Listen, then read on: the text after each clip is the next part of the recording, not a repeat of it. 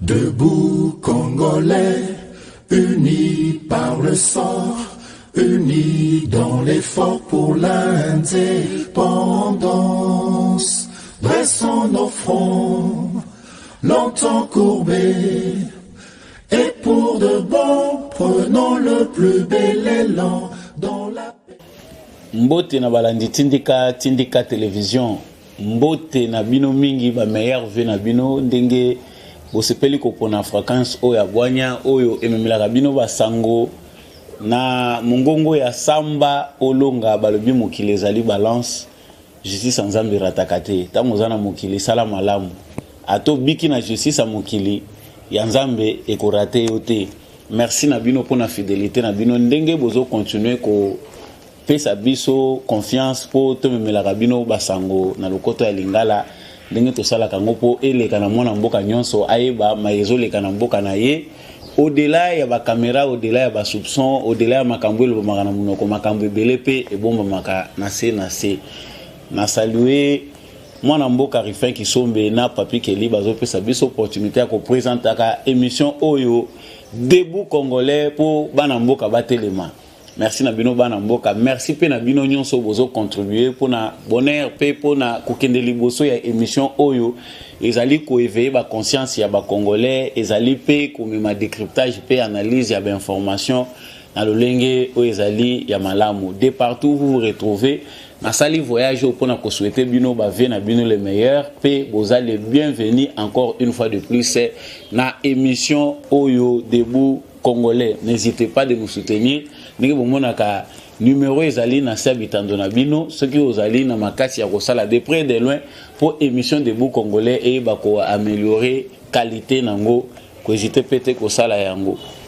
Actualité ya lelo ndenge toza komona actualité congolaise ezali dominée na descente oyo mokonzi ya mboka chef de l'état président de la République Félix Antoine Tshisekedi Tshilombo alingi asala na base naie naturelle na province naie d'origine ezali Kasai oriental, mais les informations disent oh tozali kozwa balobi que non seulement na Mujimai à kotambola l'espace Grand Kasai Mobimba, vraiment ça a l'effet d'une bombe tant tout moni effervescence oyo ba tout so ba Kasayena ba Kasayen bazali vraiment motivé mobilisé pour na ko accueillir yé que cache cette descente tant to yebi que Batubele Bazali ko déplorer balobi qui président de la République depuis Azali élu atrali konyata makolote na province naie balobi pe que asali abandon ya o ezali province d'origine naie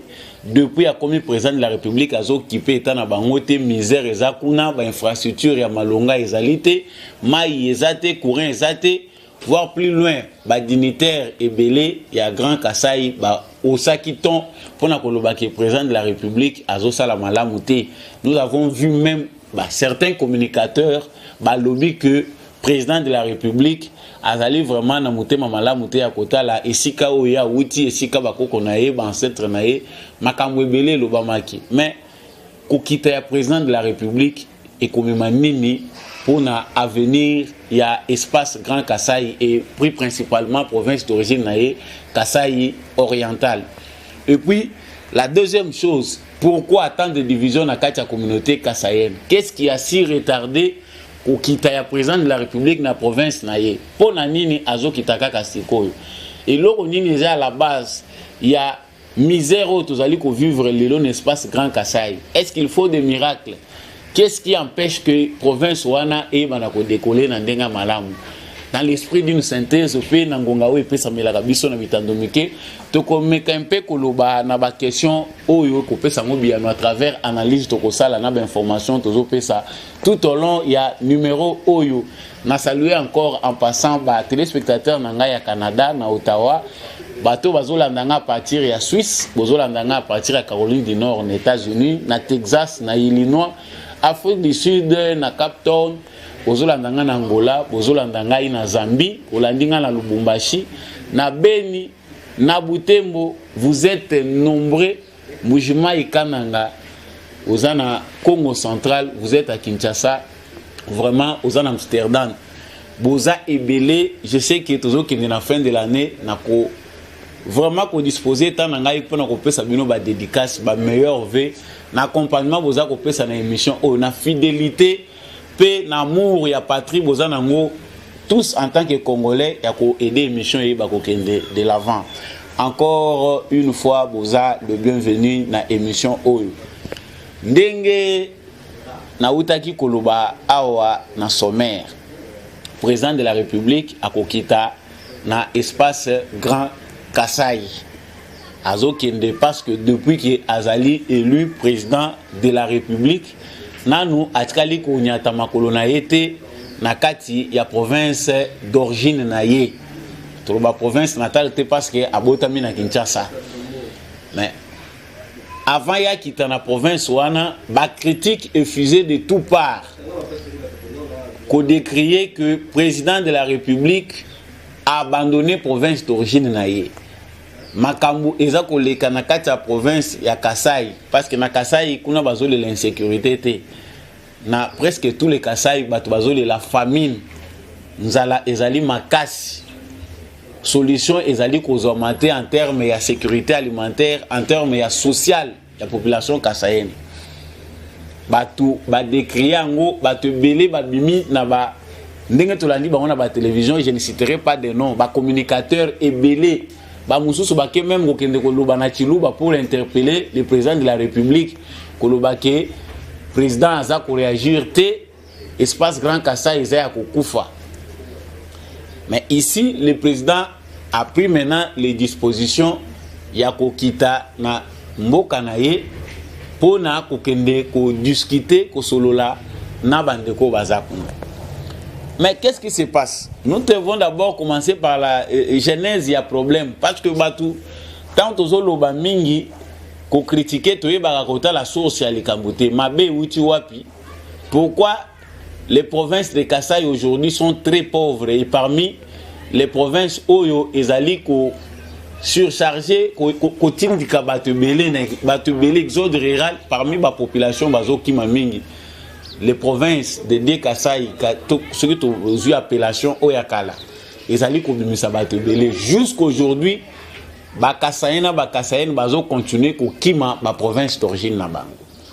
Mais quand on sait que le président de la République azali porteur d'espoir, azali ko rassurer que bato ba ko se développer na ba province na bango, le pays est déjà sur la bonne voie. Il faut bah, fils et filles du pays bah, appuyer le développement na bango, bah, investir chez eux pour que les choses aillent de l'avant.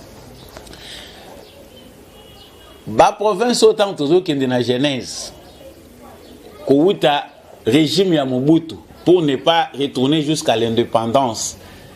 La province à Kassai baza victime.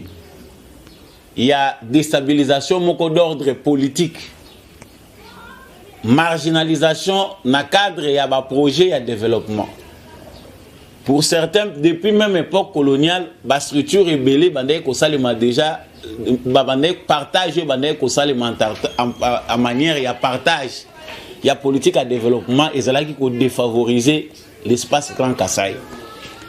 Mais tout le monde dit qu'il y a Mobutu na pouvoir. Lorsque les Etienne Tshisekedi ont voulu faire l'opposition, tant que ba osé ton pona ko zongisa Mobutu dans les rails, ko yebisa ye que makambo to yokanaki par rapport à politique au biso to mona to bongisa ki pona mboka yango yo zomemate. Comme la majorité parmi bato yo ba osaki ton pona ko telemela Mobutu ba utaki na espace Grand Kassai. Mobutu a fait de son mieux politiquement pour ruiner bateau Bazalaki l'espace Grand Kassai. Je n'irai pas très loin dans les détails ici parce que tous en attente à couper ça va détail nyonso ba massacre Salami na ba mine si cité ba massacre ba Katekalai. Mobutu a fait de son vivant ba acte belé ya mabe vis-à-vis à ba Kassaïen na ba province na bango. Ko ruiner ba faire na bango. Ko marginaliser ba Kassaïen. Ce qui a créé l'exode rural du peuple kassaïen. Les Kassaïens belé a dispersé à travers le monde suite à la politique à Mabé au bango bazalaki nango victime na mboka na bango pe na kati ba province na bango. On va se rappeler que les commerçants est belé à l'époque de Mobutu, bazalaki victime. Il y a arrestation arbitraire. Il y a kuboto la babilo kuna bango, kokanga bango injustement, ko ruiner ba commerce na bango ndenge na hotel kotanga awa. Alors que belé bazalaki parmi bato bazako simba, bazalaki ba poumon économique. Mais ici, parce qu'on parle de l'espace Grand Kasaï, principalement aussi dans la province et à Kasaï oriental, tout le monde dit que Miba est la moteur. Bato belé bazalaki l'espace Grand Kasaï bandé ko ça la commerce, ba se focaliser ki mingi na ba mine, na diamant. Et ba bilanga politique ya ba vivre biloko bandé ko lié ça. Mbujimai kananga un peu c'était un peu mieux là, mais mingi Mbujimai et bandé ko vivre dans ba province voisine. Pe biloko bandé ko uta dans d'autres provinces pour y na Mbujimai et bandé côté comme très cher. Parce qu'on savait que le pouvoir d'achat, il y a bateau bazaki na Mbujimai et zaki l'écolo. Mobutu, avant de partir, a dit déjà descend en enfer parce que l'activité belé déjà bandaki kobeba, grand homme d'affaires. Parce que Moutou azo sala ba faire naie avec zaka intérêt. Tant azo mona place où azali environnement azali ezali ce qu'on permettre te que a évoluer. Akolinga kima vers environnement azo mona sécurisant. C'est ce qui a créé fuite. Il y a des capitaux, des opérateurs économiques kasaïens au Basimba qui dans nos provinces. Tant que bandi ko kima bazako kende vers la province mususu, ba mususu na ba Katanga, ba mususu na ba province mususu tozali o biso stoyebi, ba mususu bazoya na Kinshasa ebele ba bima même libanda ya mboka. Cela a entraîné déjà la province na kati ya descente na zo benga descente en enfer. Le régime ya Kabila pour aller plus loin, vraiment ndeye ko bebisa nyonso ya suka. Bayende Kabila yende ko enterrer parce qu'on se souvient que Miba loko les acquis poumons, l'État congolais devait à tout prix sauver cette entreprise là pour écouer en faillite. Mais ici Joseph Kabila, tout exemple à l'époque à musée. Miba les acquis florissante. Bane belé espace à Grand Kasaï ou batangi be classe ya malamu, batangi na classe ya Miba, bongo ya Miba, batangi ba université na Miba. N'époque ya musée pendant que Miba na Nigekamine, ils ont kende na faillite. Miba aidé Jekamine et Téléma. Ça c'est toujours de la part de l'État congolais. Mais tant que Miba comme une situation à difficulté, lokola ezala qui complot politique, bati ki Miba et kende na faillite.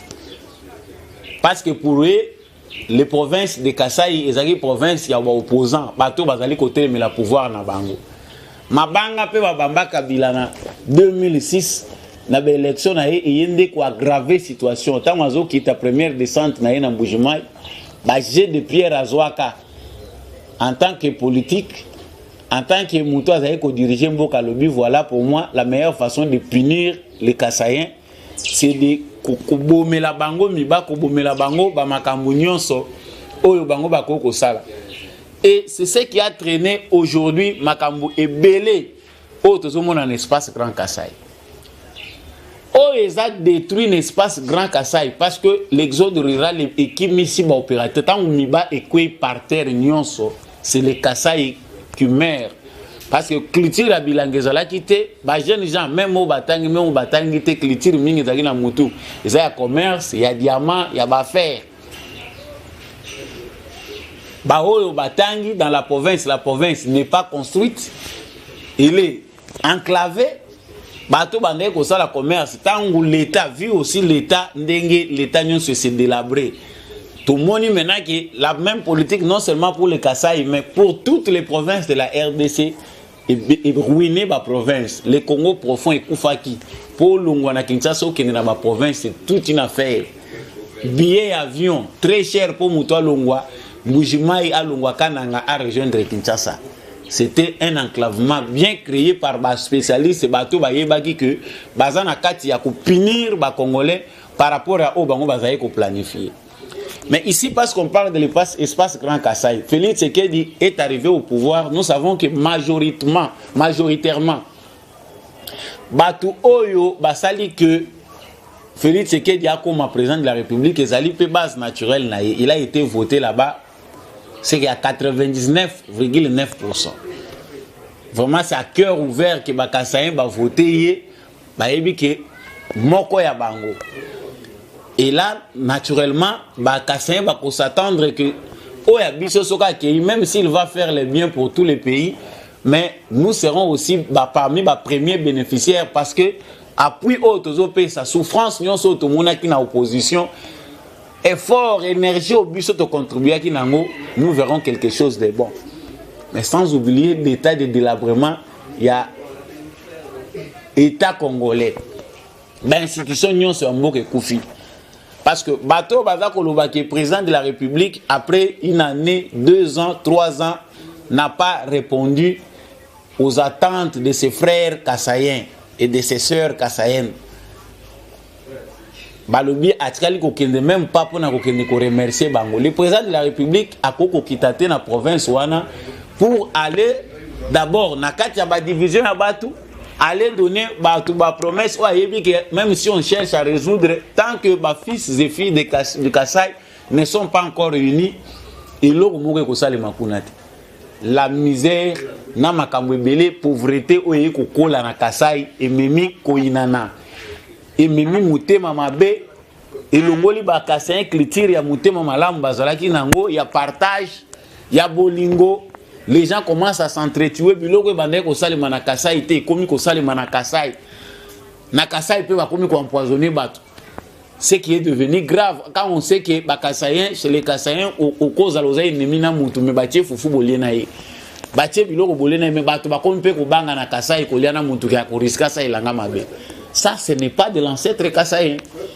Mais le président de la République tango bandé ko annoncer ko kitana ye kuna, il a été stoppé par les divisions Oyo ezali ko caractériser l'espace Grand Kassai. Dans toutes les provinces, nous devons aussi savoir que le fait d'avoir d'abord que la province on a 26, c'est une vision moko ya mabe au barubero na Congo. C'était une vision qui divisait beaucoup ba Congolais. Ba province ba kati ba morcelé. Ils n'ont pas une intention de développer mboka mais une intention de créer un conflit pour accomplir ce complot na bango. Et voilà il y a convenimé sous situation parmi déjà ba divergence et kabulaka bato ndenge kuna bazo benga bato alikolo bato ase les différentes ethnies na ba tribu mususu ezali ko composer ba Grand Kassai. Dans toutes ces divisions là, toutes les informations venaient auprès du président de la République. Mais souvenons-nous, Moussala Mounene au président de la République, Azaki Nango Yakosa, les a d'abord instauré autorité à l'État. Mboka na Mounene Nango, parce que les Kassai sont dans le centre. Mais ma province, nous sommes frontaliers, tout le besoin Nango pour les airs Kofongwam. Le Congo n'était plus un État. Moi, ben fort muté au bazolinga basa la cause il y a division il y a ba fils na ba fille ya Kassai eza ko apporter fruit mon côté. Mais oh tozolo bela ao.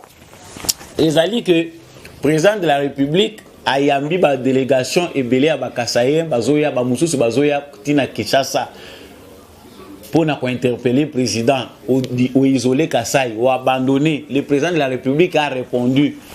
Quand nous savons que tous les dignitaires, il y a Grand Kassai, président Yambi Bango, président Bandai Koyebisa Bango, mon cœur est là-bas, na yebi makamunini oyo na kosala pona Kassai.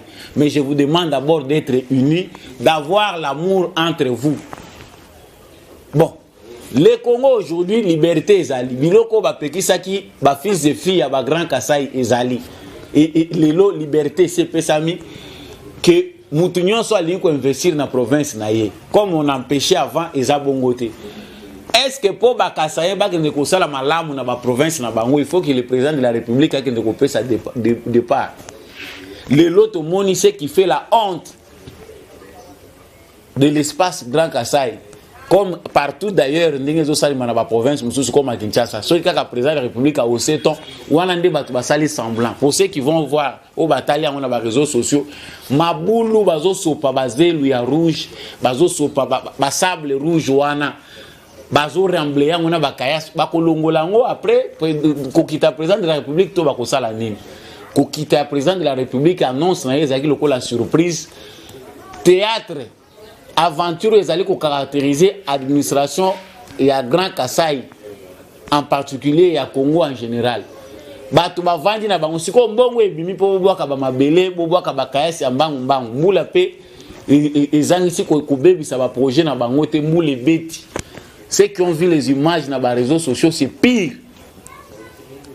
Donc bato bakomi ko kunda mabulu ya mbangu parce que le président de la République doit venir, il faut ya kokuta boété. C'est une honte pour les fils et filles du Kasaï au bazali ko travailler dans l'administration en Bokawan. Pour ne pas parler aussi d'autres provinces.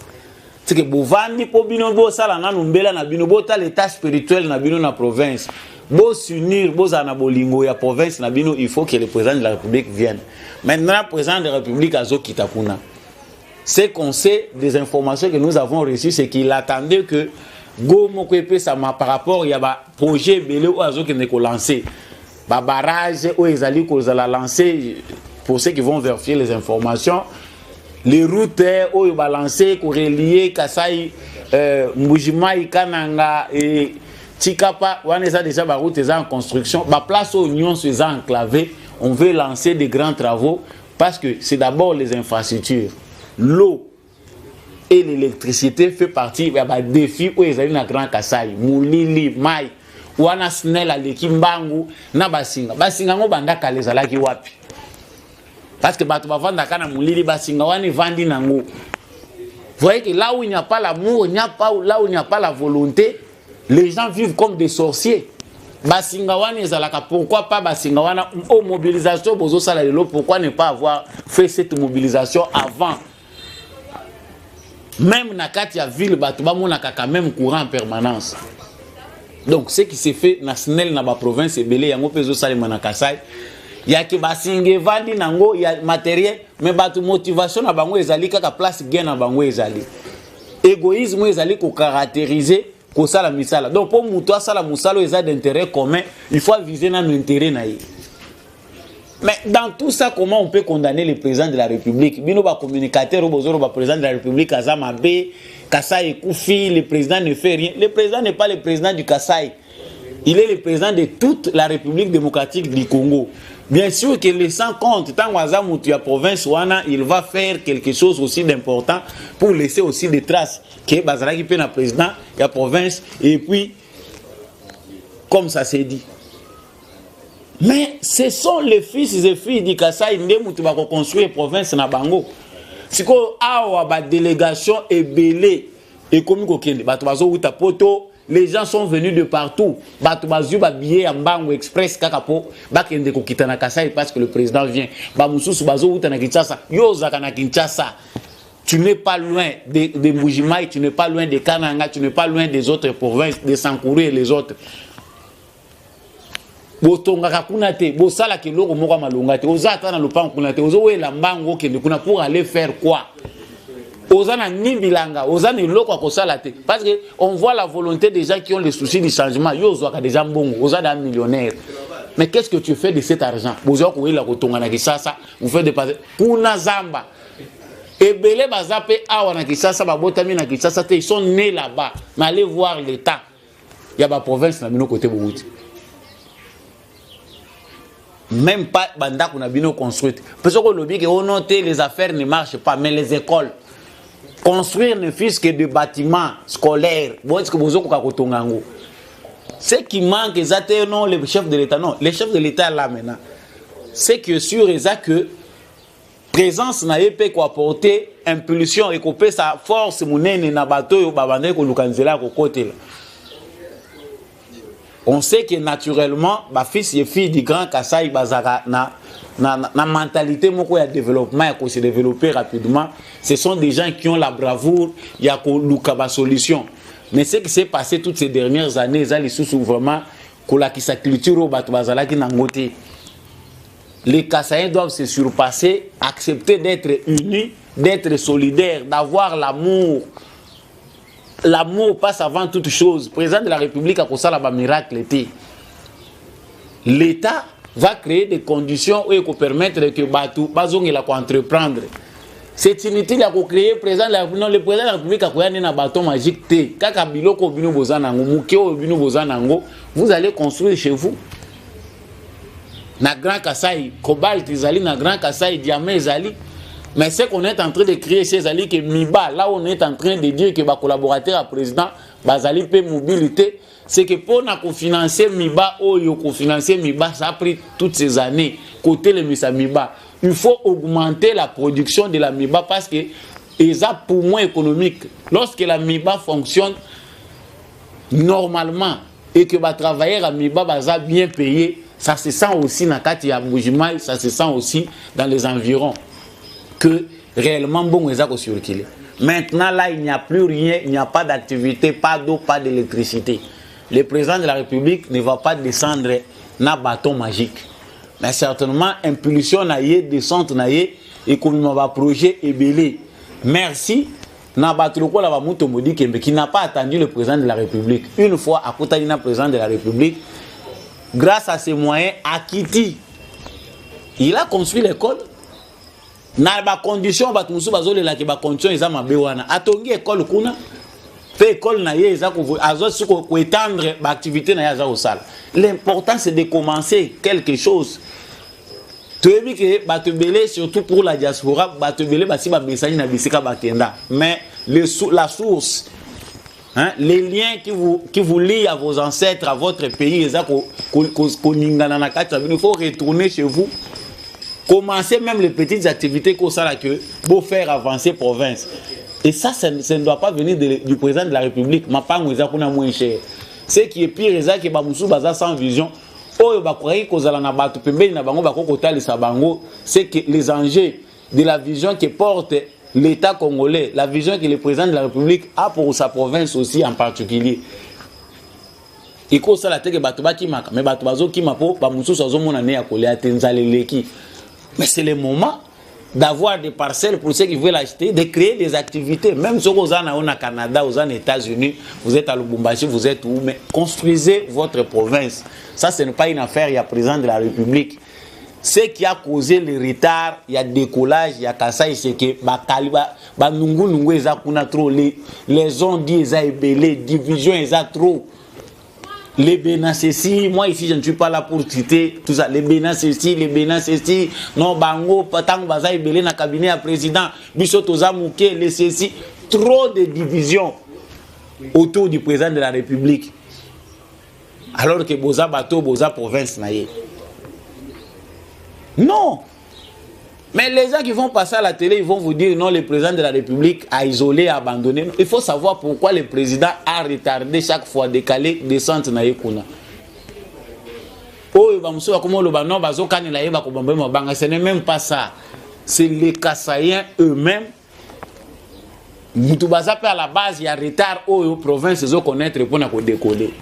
Quand vous savez que vous n'êtes pas en mesure, il y a quoi si mes charges wana. Tika muningo azana ba compétence à kende liboso. Tant que vous que non, muninga wana azana ba compétence, azana ba qualité. Laissez-les progresser. Et c'est de même pour tous les Congos. Batu balingi bachayo, tu es incompétent mais tu veux qu'on te place là. Moi j'ai fait ceci, moi je suis ceci, ngana bundaka c'est ça. Non, tous ceux qui nous ont lutté n'ont pas les capacités de gérer. Hein? On sait que dans les grands Kassai, Batubélé, Bazaba victime, il y a combat au UDPS à mener, na président Félix Tshisekedi. Mais ce n'est pas tout le monde qui va gérer la chose publique parce qu'à l'État, là nous allons commettre une erreur grave. Et d'incompétence, il faut mettre la personne qu'il faut à la place qu'il faut, comme le président de la République l'avait dit.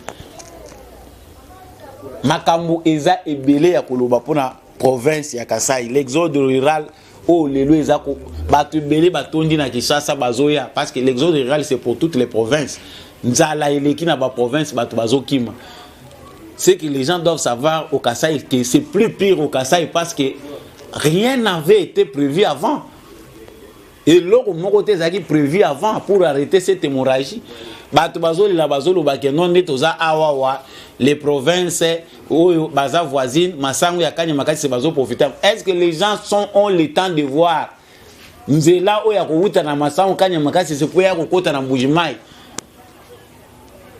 C'est que ça coûte.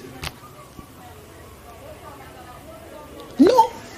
On a la politique est là, mais comme à Kassai, comme pour tous les Congos, partout bas problème, bas difficulté, unité.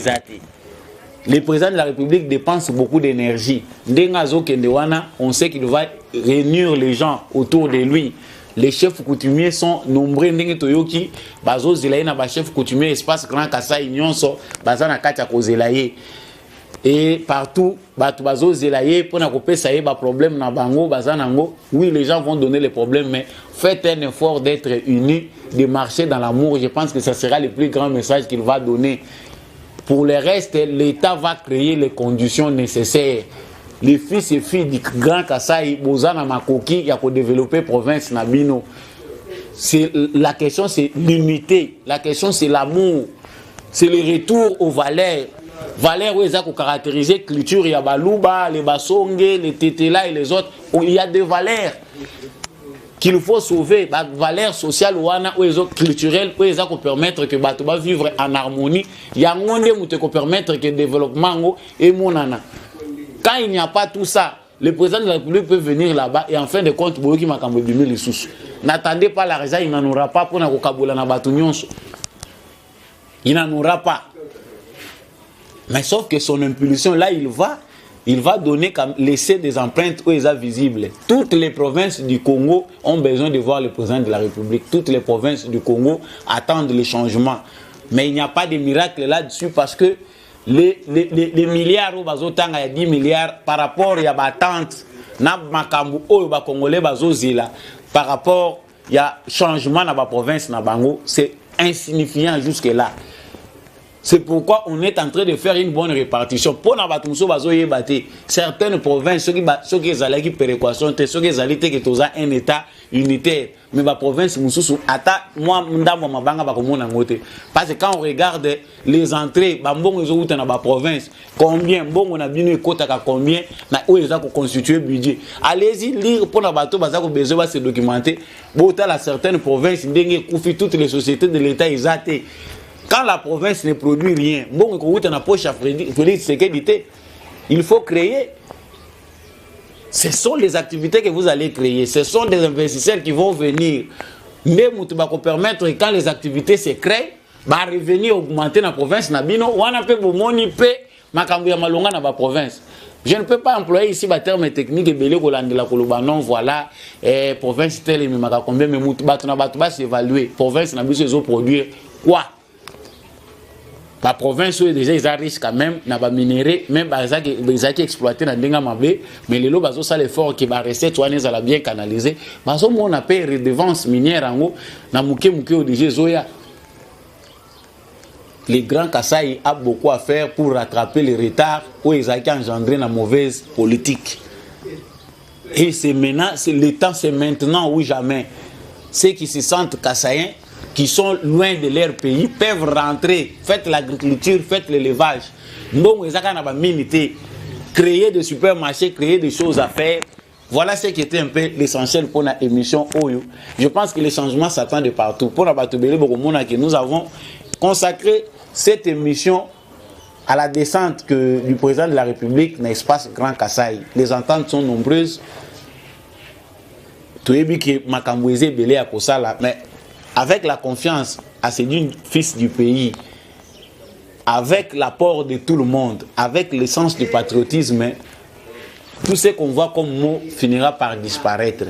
Totika Moyibi, Totika Kindoki, Totika Likunya, Yangondi Mtekosala qui est la province et se développer. Tant que nous avons caractérisé l'action dans la province, le développement est le développement a besoin de paix, de la concorde, de la stabilité sécuritaire. Et voilà par où passe le développement. Merci à vous d'avoir choisi ce numéro. Ceux qui vous l'ont qui ont malam, vous sepeli le numéro où hésitez à partager en haut. Ma fils et fille de Kasaï n'a salué bino tous en passant. Kasaï ndenge l'autre zobengango Kasaï oriental, Kasaï central, les Kasaï, les Sankourou, l'Omami, ndenge ba imieta ngo wana. Mais tout ça c'est l'espace Grand Kasaï. Il faut être unis et dans l'unité, dans l'amour, le Congo va changer. Je dis merci à l'équipe technique qui accompagne Kingai, Yandeko Chako, Nandeko Mike. Meilleur fait na bateau Union Sobolandi émission Oyo. Bon continuer à soutenir l'émission Debout Congolais pour na bolamuki ya Ekolo Congo. Je vous dis au revoir et prochainement.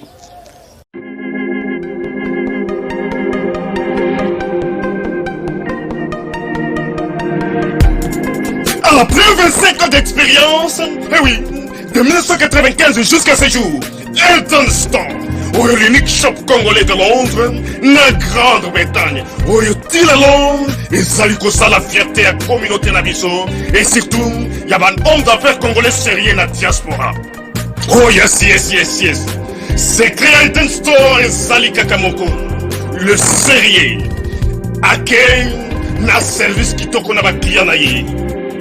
Avec ma produit, il y a première classe, il y a qualité supérieure.